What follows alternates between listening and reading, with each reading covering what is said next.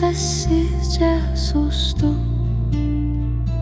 Ellerim ellerinsiz, gözlerim boşlukta. Ben perişan, otaq nəfəsin tuttu. Səssizcə duam idin göğe qalxmayan. Sen gittin, her şeyin sahta, dolu bir yalan. Artık nifretim yok, ağlamıram. Üzüldüm sadece, üzüldüm sana ve seni hele de sevebilen. Söz dinlemeyen kalbime.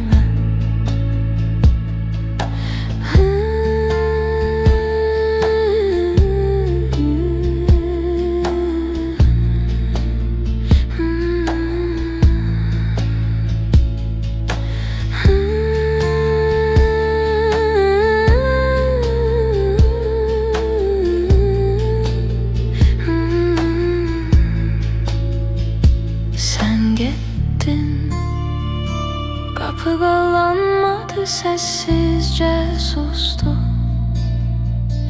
Ellerim ellerinsiz, gözlerim boşlukta. Ben perişan, otaq nəfəsim tuttu. Sessizce duam idin göğe qalxmayan. Sen gittin, her şeyin sahta, dolu bir yalan.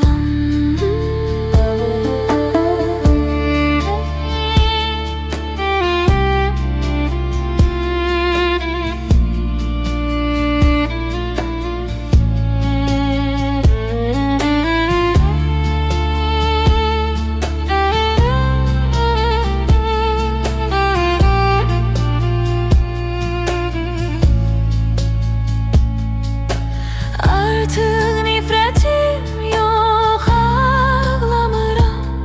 Üzüldüm sadece, üzüldüm sana ve seni hele de sevebilen.